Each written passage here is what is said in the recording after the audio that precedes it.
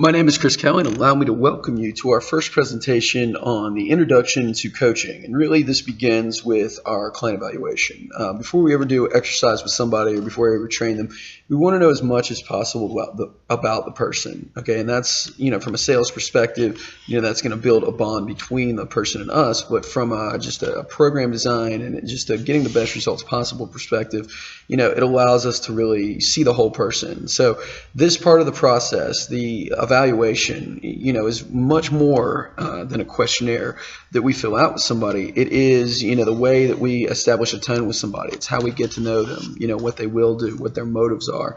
And it leads us to really holistic program design. They say, this field is both an art and a science, and there surely comes down to the art. We're going to talk about, the client's personality type, what they want versus what they really want. And, then how we know whether or not to be a bit more aggressive with what we do versus, starting a little bit slower. All of these things are going to be based upon a thorough assessment. And so it's really important that, we'll take up to an hour just talking to somebody about their goals. And, this is really going to sell them on the process and start everybody off on the right foot.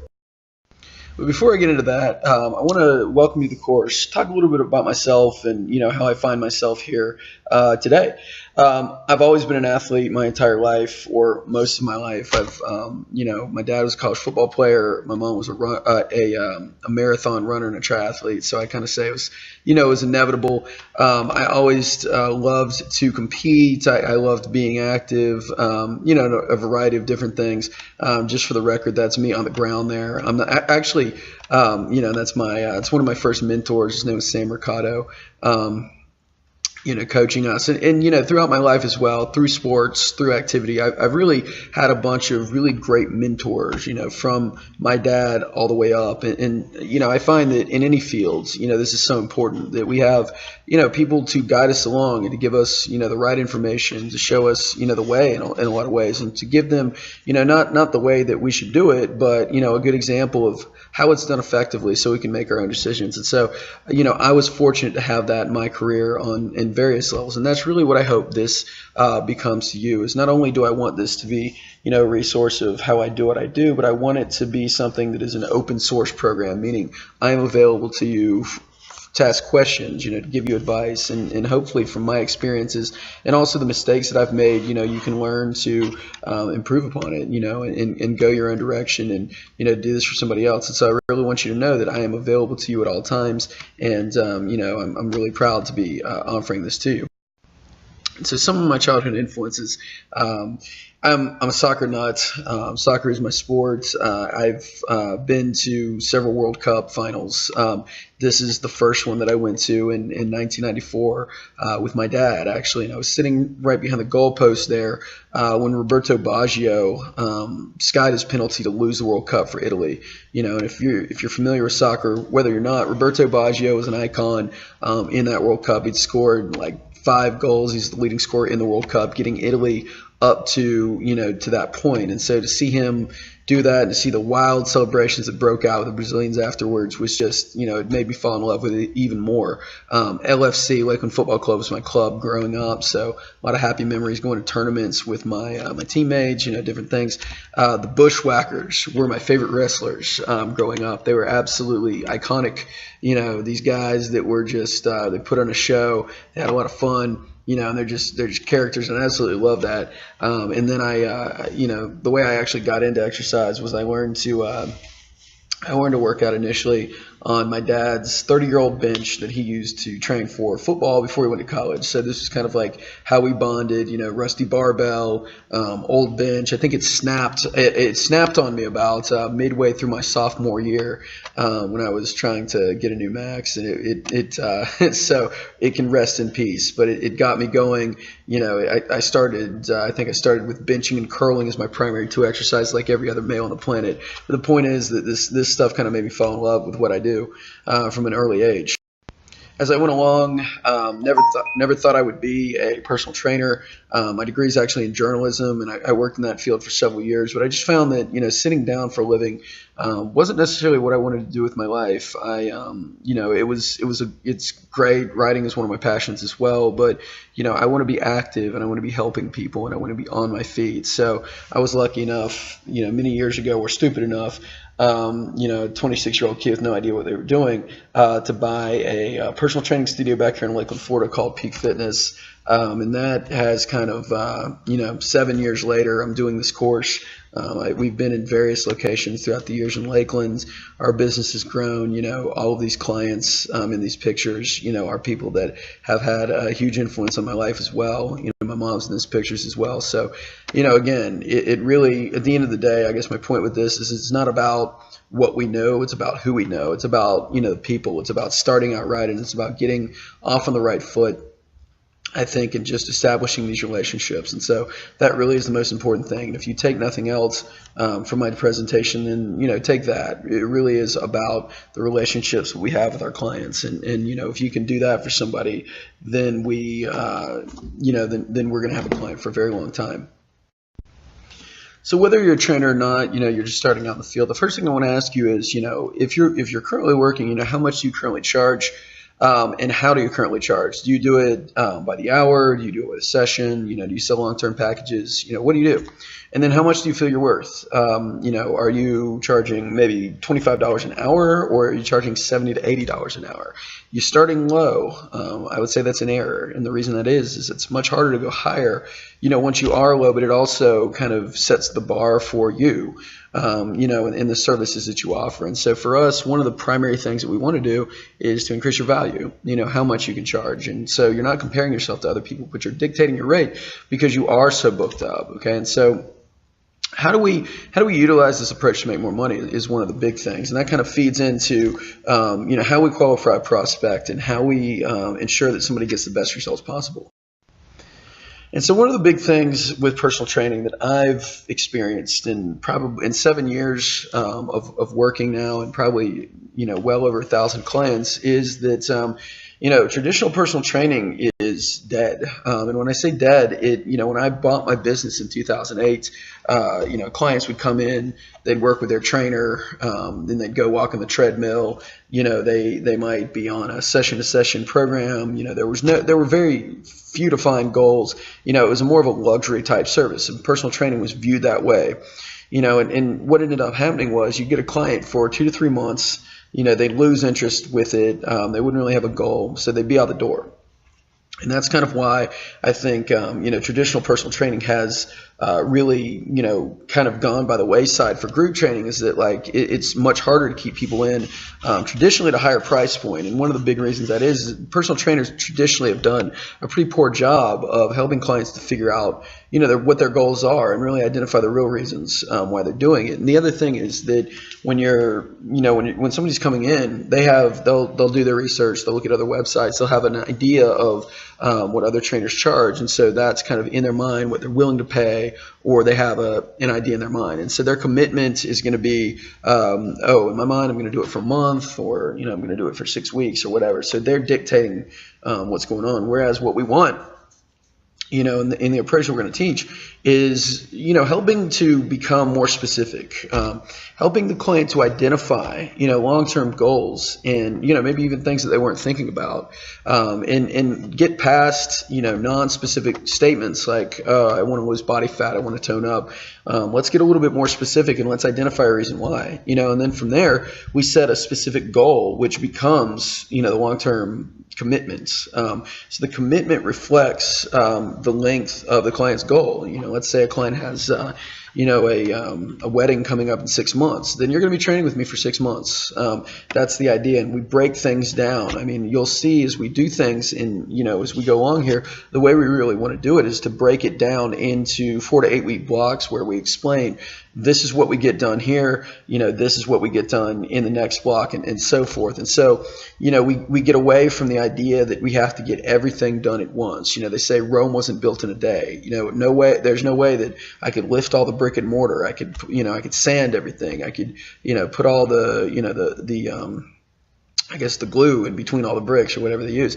And it's the same thing with the body. I mean, think about, the reason people are not successful in gyms in January is they come in, they make all these changes to their life. They join a gym, they change what they're eating, they start working out at a weird time, and just all of this stuff that previously had not been going on in their lives, they do it at once in one go. And so, oftentimes their life doesn't have the strength to withstand all of those changes, and so they end up going by the wayside because they have these disconnects, these things that keep them from being where they want. And these will always be problems unless we address them, throughout our program. And so taking that stuff into account and just breaking it down for the client and teaching them a little bit about goal setting is going to really help us to position ourselves as experts and help the client to, get a longer term perspective versus this I need everything now mentality that I've seen so much throughout my career.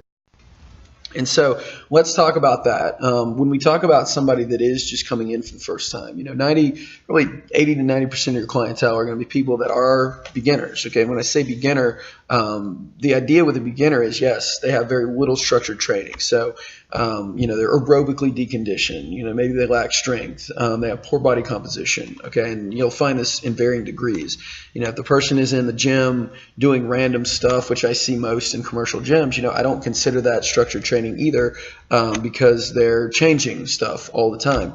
But the mental definition, which is more important in the context of what we're talking about, is that the person has no structured training goals or interests. So, they probably are coming to you because they look at themselves in a picture and they're like, oh man, I need to lose some weight. Or, they heard people being like, oh yeah, I see she gained like 50 pounds or whatever, So these are reflective, a reflective mindset or a reactive mindset. The person is reacting to something that has happened to them versus saying, I'm going to make this decision for me.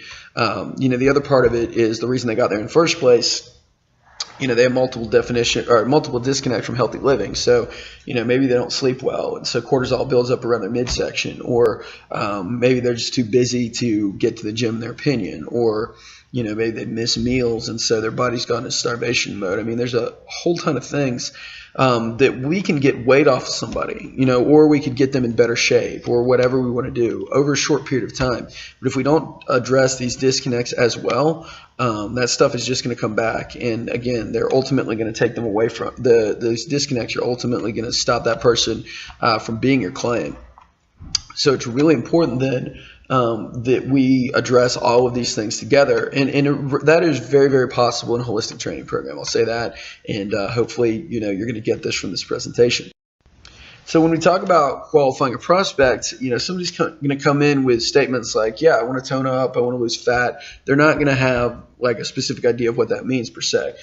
So their time commitment is going to be like, all right, I want to work with a trainer 2 to 3 days a week. I usually sessions last 60 minutes. I'm going to come into the gym, I'm going to do whatever, and then I'm going to leave. And the problem with that oftentimes is that the gym is an isolated environment. So we have this thing called the 23-to-1 rule in my field, or in our field now, which is, the client has 23 hours to screw up the 1 hour of good work that they do in the gym, even if they spend 2 or 3 hours in the gym. So the point is that, we want to the more we can get the client to take this into their life and to make holistic changes to their lifestyle, the more successful we will be. The longer term the clientele will be as well, because they value this beyond just being a luxury-based service. And so we go from a spot where a client is willing to pay maybe by the month or by the session to a point where the client is financially committed for a defined period of time, 3 months, 6 months, a year, that kind of thing. And the idea with us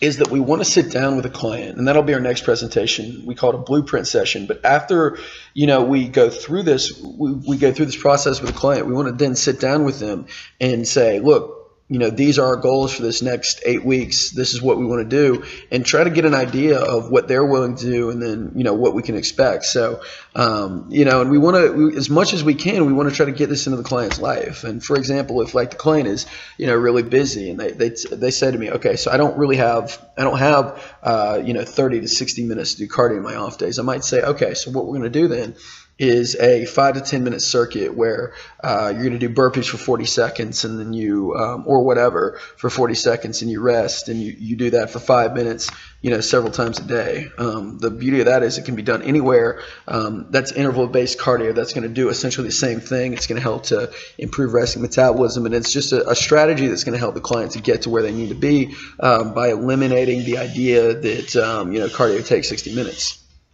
And so starting to develop innovative solutions like that and getting the client to take this into their life as more of a commitment-based thing is really going to help us to get beyond, the perception of a lot of these disconnects and perceptual things. And again, it creates the clients, viewing fitness as a way of life, where they're doing stuff of something of some kind on a daily basis. And really that's what I want, is when somebody starts, like, I want you doing something every day. Even with my clients that can come into the gym and do 60 minutes of cardio, I want them to come see me before they do that, so I know that they're there to do that. That's pretty much it. And if they're doing that, it's like, with any little thing. A colleague of mine named Dan John, who is a great fitness author, says if something is important, do it every day. And so that's in the beginning going to be exercise. We want to in some way get them to check in or do something, and therefore, make that commitment for at least 30 days to where it becomes a lifestyle. And in the beginning with somebody that's just starting out, like, that is probably the most important thing you will do, is just check in with them every day. It's like you're incubating their motivation and their progress. And so that's key, and that's something that I've found to be very helpful. So the top 3 statements that I hear from clients all the time: I want to lose fat, I also want to train for a marathon, or whatever sport specific goal it is. And then they'll tell me about things that hurt or whatever. So all of those things are non-specific. They don't add up per se. Like, they don't all culminate in one goal. And so this guy on the right here is kind of an example of that. Like, he might have some goals and things that he wants to do, but he's too busy strutting on the beach there, looking fly. and that's the whole thing, is that, we want to, as much as we can, get specific with our clients and help them to set, time-sensitive dates. Help them to say, okay, so maybe if your goal is aesthetic based, you want to lose body fat, like, how much do you want to lose? Do you want to fit into a certain dress?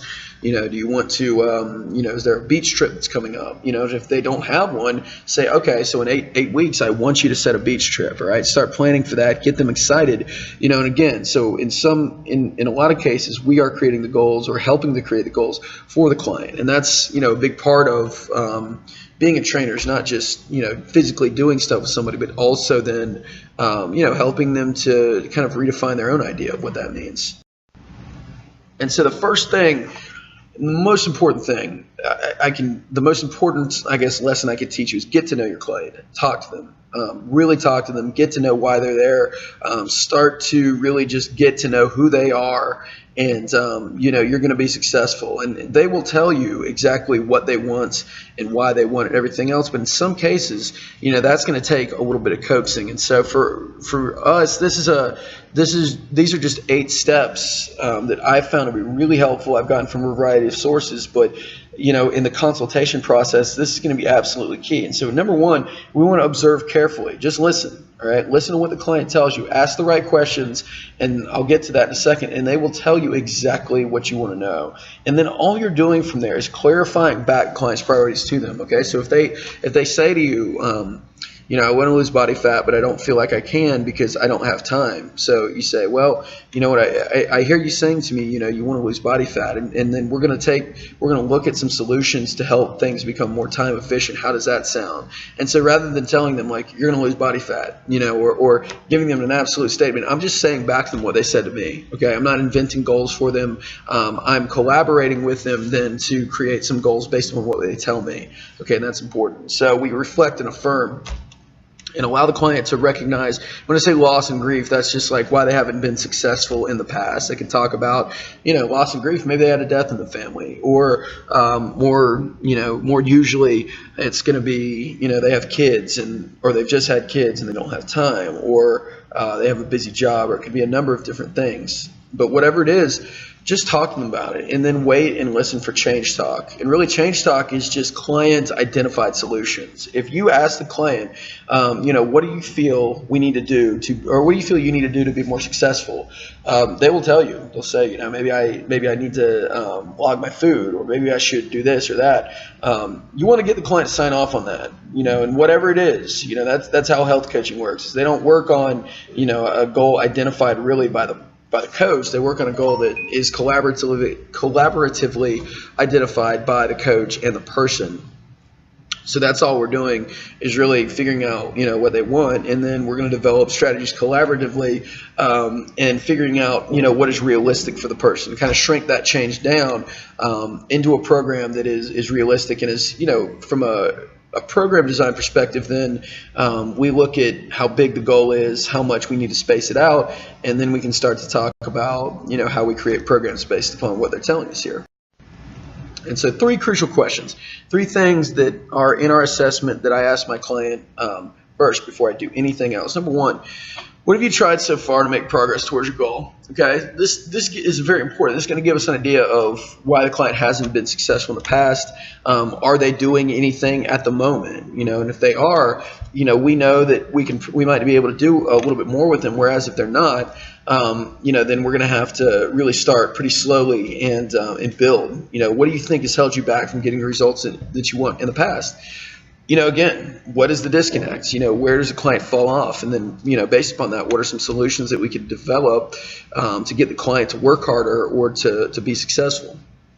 And then finally, on a scale of 1 to 10, how likely would you be to follow a strict diet and fitness routine? And I can't tell you how many times I've tried to give a client, a very strict routine that's been, complex exercises, a lot of volume, etc., that would get them results if they follow it. But, the best program is the one that the person will actually follow. So if you're saying this to the person and you just say, look, level with me, how likely would you be to follow a strict diet and fitness routine at this time? If they're like a 1, then don't waste your time with that. Work on habits with them, collaborate with them, get them to a point mentally where they're able to do that, so we can really start to do more on the training side. If the person's a 5 and they're ready to roll, then you can hit them hard with whatever it is. But, the idea is that, we figure out where they are kind of on that scale, and then we figure out what we have to do to get them up on that. And so what we learned from that, client's current level of motivation, okay, that's important. So, where are they right now? Why have they failed in the past? What are their disconnects from success? What are the habits that are keeping them from being successful, whether that be, schedule, time, whatever. And then can we fast track this client with a more aggressive program? Meaning, can we give them a strict program? Can we give them a strict diet? Can we get them to do their off-day cardio? Or do we need to take a longer-term approach where we say, all right, so, let's look at your diet. We look at their nutrition log. We see it's all over the place. We pick one habit and we say, okay, your goal then this month is to get protein, with each meal. And the next month, we're going to try to get vegetables along with that protein in each meal. So a much longer term approach, but yet still working in some small way that doesn't completely disrupt the client's lifestyle. And so this is really the art form, because this gives us an idea of how, aggressive or not we can do with the program, and, what we need to do on our end to cover our bases with our client. So the first big thing that we want to determine from our questionnaire or client questionnaire is going to be injury history. And again, if you're working with us, or you're new in the program, we have this all templated out for you in a Google Docs folder, so you're going to be able to see this and kind of go through it. But first and foremost, we want to understand previous injury. They say the best predictor of future injury is previous injury. And so if the clients sprain an ankle, then they're going to have an ankle mobility problem. Oftentimes, if they hurt their shoulder, their upper body is going to be more of an issue. The thing is, especially when you're dealing with athletes, but then regular people as well, clients only going to tell you what they feel is relevant for you to know. All right, so they might have broken their leg at 7 years old as a kid, but that's not relevant because that was 30 years ago. And I had a guy yesterday that said, nothing that would affect my training. Well, I need to know everything. So what I like to do rather than having the client, asking them, yeah, do you have any injuries that I need to know about, is that I'll go joint by joint. I'll say, all right, did you ever break an ankle or, do anything to your ankles? And they'll be, oh, yeah, well, in high school I broke an ankle, but man, that was 25 years ago. All right, check. All right, next, do you have any knee pain? You ever, torn an ACL or torn any kind of knee ligament or anything like that? What about your hip? Any kind of hip surgeries? Any pain of any kind? What about your low back? You have pain on any one side or the other? Oh, only after activity? Okay, well, we need to know that. What about your upper back or your shoulders? Do you have any pain in your neck? Have you ever been in any car wrecks, any cervical disc herniation? You can ask whatever you want, but the point is that, again, I try to go joint by joint and kind of just mention the major areas of the body, because at that point, they'll be like, oh, yeah, maybe I need to tell them that I broke my arm. That way, and tell them, look, I want to know from birth to where we are now. And the other thing is that we try to get a list of the clients, like what the client's currently doing, anything that provokes pain. Are they in any kind of like physical therapy, or have they been recently? And the biggest thing with this, and the biggest outcome that I'm looking for, is that I want to sign off on that stuff, and if necessary, I want to get a doctor's release beforehand. Like the client is on, like beta blockers, or they've had a heart attack recently, or there's just some weird stuff where they just got discharged. Like I need their doctor's signature, not only for my own peace of mind, but also for the fact that if the client gets hurt in some way, I'm getting sued. If they have a heart attack in training, that's, and God forbid that happens, but we live in a litigious society, and that will absolutely happen to you. So, really cover your bases and get a doctor's release if necessary. If the client has any weird stuff going on, require them to go get that. The other thing is make sure you get a PAR-Q and a waiver signs. Okay, I'll give you guys an example of that in our Dropbox folder. But again, got to get a waiver sign before somebody starts training. All right, again, people will sue at the drop of a hat. Again, I'm not saying that you're ever going to do anything to require them to do that. But the point is that you just never know. I mean, injuries that happen in the gym oftentimes are our fault, but sometimes freak things happen, and you just gotta cover yourself. Okay, that's one of the big things, in any fitness or physical related field. All right, the next thing that we want to look at is fitness level. Okay, how many days a week is a client currently exercising? Okay, so there's a big difference in the way that I'm going to program for a client that is maybe walking 5 times a week versus somebody that's doing nothing. Okay, the client that's walking 5 times a week has demonstrated the fact that they can devote 45 minutes to some sort of activity. Okay, so they have that discipline, and probably realistically, they're going to be able to pretty easily adopt some home exercise. Whereas the other person, we might have to start with them just coming to the gym and then just kind of build things on top of that. Maybe the client has previously strength trained for years at that time, or previously strength trained for years at 4 to 5 days a week. And I said previously that if they're in the gym and they're doing random stuff, it doesn't matter. It does matter, actually, because they're in the gym and at least they're here. They say if somebody steps foot in the gym, they're like in the 90th percentile of fit people in the world. So I'm going to contradict myself and say, they have discipline at least, and that means that it can really positively translate to how quickly we can start to get results with them. Okay, and then how long have they maintained this consistently? If they've done it for years, then you're going to be dealing with somebody much different than somebody that started an exercise program 6 weeks ago. And then what does the client's routine consist of? Okay, we looked at kind of the two things we're looking at here is, level of consistency, have they done this before? And then, is the person truly beginner, or, have they done some stuff in the past? So is the client doing like a bodybuilding routine? Or are they doing Jillian Michaels videos? I get a lot of people that will just come in and they've been doing like fitness classes and, different things like that. And then, is it radically different from what we're going to do with them? And in a lot of cases, yes, it will be. Our way of training is going to be different from what the client is used to, most likely. If they're coming from somebody else who works kind of like us, then maybe it won't be. But the point is that we want to look at what they're doing. And if we have somebody that's more experienced, somebody that's maybe like on a on a 4-day split, upper lower, been doing it for a while, has stagnated, I'm not going to make huge changes to the routine. I might put them on maybe like something like a push-pull split or something like that, just to give their body a different stimuli and start to get some development again.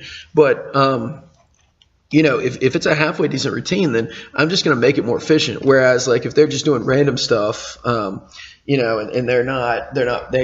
they're being consistent, but their routine makes no sense, then I'm going to change it, just because, again, I'm going to start them on a logical path to, getting better results. And so, again, that's just going to be kind of an aside.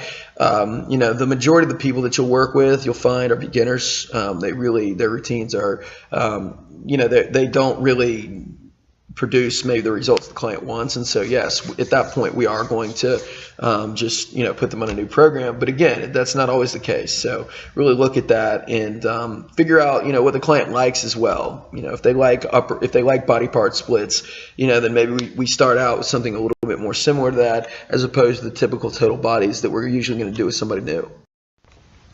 And so the other thing is, potential disconnects. And this is potentially the most important part. Again, the best program is one that the client will actually do.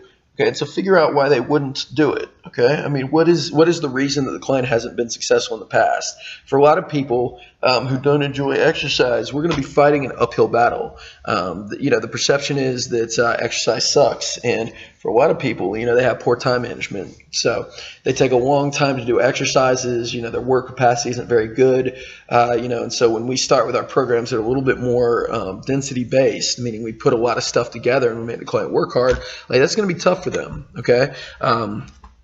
Or if the client just doesn't like exercise and we're starting them with a program where, we're requiring them to, work out, 3 to 4 to 5 days a week, that's a potential disconnect too. So, figure out what the client likes and kind of bargain with them. I mean, there's no wrong answer per se, but again, that's why this is an art form. The other thing is motivation. Maybe the client doesn't have a lot of people that are currently supportive of their goal. If all of their friends are going to McDonald's every night, or eating out a lot, and they're trying to stick to a pretty stringent diet, like that's going to be a big problem. One of the reasons that I favor group training, and when I say group training, I mean small group training, is that people of like minds meet one another. And I'm always trying to get our clients together, whether it be through social events that we have, or fun runs, or just, events for the gym, because that way, clients can meet one another. They can, that you can meet a workout buddy. And that's hugely important, because that kind of opens up a lot more possibilities as far as motivation goes, what can be done, goals and that kind of thing. So one big suggestion that I would give you, particularly for clients that are new, is partner them up. Particularly with females, having a partner is going to be, a big thing. It's going to keep them in, and it's going to lessen the burden on you to try to, check in on them and, be their only support system. The other thing, lack of discipline, again, we talked about that. If the client isn't working out right now, that's going to be an issue. Maybe they're not going to be used to doing stuff in their off days, so that's going to be something we want to address. And then maybe somebody coming from surgery, or somebody that's been injured, or given a grim diagnosis. Like I've worked with athletes before that were told, they tore an ACL, or they did their shoulder, something like that they would never play sports at a high level again. So that's just like being just stabbed, or just telling somebody just don't breathe anymore, because for them, that's their whole life. And so for us, we're in the business of helping people to do as much as they can. So we're always putting things in a positive context, when we're talking to people. There's a ton of other things. Finance might be an issue. The client might be avoiding certain things because they're fearful of them. Figure it out. I mean, that's the biggest thing. Write down your notes, really talk to the person, get to know them, and you'll have all the information that you need by the end of the session. So when we talk about outcomes, as far as what we're looking for, number one is I'm trying to determine the client's personality type, right? Introverts versus extroverts are an interesting thing. Extroverts are better in groups, all right? Extroverts are people that are going to be motivated by challenges, and those are people that are going to be motivated by, you putting them into a weight loss challenge, team-based challenges where they're competing against other people. All right, when you're coaching them, they're going to mimic their partner. They're very good at things like density and time circuits, because they want to beat their former total. So those are people that are going to be motivated by some kind of a challenge where I throw down the gauntlet and I say, I bet you can't do this. And they're going to try to work harder as a result. So in an extrovert, I relate that to kind of like training my dad. My dad was a college football player, extrovert, very competitive. And so if I told my dad, I bet you can't do 50 push-ups, he'd do 55, even despite his back pain and all the things that he's going through, because he wanted to prove me wrong. Okay, whereas my mom is an introvert. Okay, introverts are better one-to-one. Okay, they're timid. Introverts are people that are more inward. Okay, so they need a lot more coaching and coaxing and explanation of why we do what we do. Introverts are going to be motivated by tracking their own progress. Okay, so for an introvert, the motivation is not by beating somebody else; it's about just bettering themselves. Okay, these are going to be people that are going to want to track their progress via like a nutrition log, via an exercise log, that kind of thing. They're going to like doing things, keeping an exercise log. They're going to like seeing numbers, that kind of thing, usually. Whereas an extrovert doesn't. They don't care about that. They just want to get it done and see that they did, better than the next guy. All right, and that's going to lead us to a lot of, first of all, introverts, better in a smaller group or in personal training. Okay, the more one-to-one interaction they can have with you, the better it's going to be. We do groups of 2 to 5 people. If I have a group of 5, introverts are not doing well in that scenario. Extroverts, better in larger groups. Okay, these might be people you put into a larger group fitness class or a larger just class in general, a larger small group class. Like extroverts, I have a lot more introverts in my morning groups. I have a lot more extroverts in my afternoon groups. Afternoon groups are bigger, so they do better in that environment. And really, with if you're running a small group training program or you're working with multiple clients that work together, it's kind of like being a social director. You have to know when and where to put the people to be successful. And if I put an introvert in an extrovert group, they probably wouldn't fit in very well. They wouldn't do well. Whereas if I put an extrovert with a bunch of introverts, again, it's going to be like a fish out of water. So to the best of your ability, try to partner people up, that fit the same kind of like personality type. And that's going to be helpful. Fitness level. Okay, is the client currently in a structured routine? How much do we need to change it? How much work do we actually need to do? In that space. 3, injury mechanisms. Is the client, does the client have any potential stressors that could hurt them? Do they, based upon, and that'll go along with their movement screen when we get more into that. Is anything currently in pain? And if it is, we want to refer them out to, our massage therapist or our physical therapist to get them out of that pain. Because again, we don't want to train pain. Pain is something that's going to obscure our ability to strengthen anything. And then diffuse potential disconnects. All right, so what would stop the client from training with us? Why, wouldn't they be successful with the stuff that we do? And then on our end, what are some simple solutions that we can utilize to make sure that's not the case? And we'll get into that a little bit more in our next presentation. So conclusions. Each client is only as strong as their weakest link, both physically and mentally. Okay, and so really want to figure that out, break it down, and start to get an idea day one of how can we break down larger goals into smaller objectives, and figure that thing out. One piece of advice that I can give you that has really been a game changer for me and has helped to build a lot of loyalty with my clients is take once a week and really talk to your client. Like take 5 to 10 minutes out of their session, go through their progress with them, see how they're doing, check their nutrition log, whatever it is that you do, and just kind of, look at their progress and see, are things going well or not. That's going to really help to define you as more than just a trainer, but as a coach, and it's going to give your client peace of mind. Okay, that really is the biggest thing, because the other thing is that empathy is the most powerful retention tool. If you can empathize with the client, you can see things from their shoes, step into their shoes, see things from their eyes and their mindset, again, then you're gonna go that extra mile for the person, and they're gonna go the extra mile for you. And I can't say that enough. I mean, we can do as many cool training things as we want, but at the end of the day, it's about people. And if you don't like people, this is the wrong field for you. So we have to figure those things out, and then when we get into our blueprint session, we'll talk about how we put all of this interesting information into an actual training program.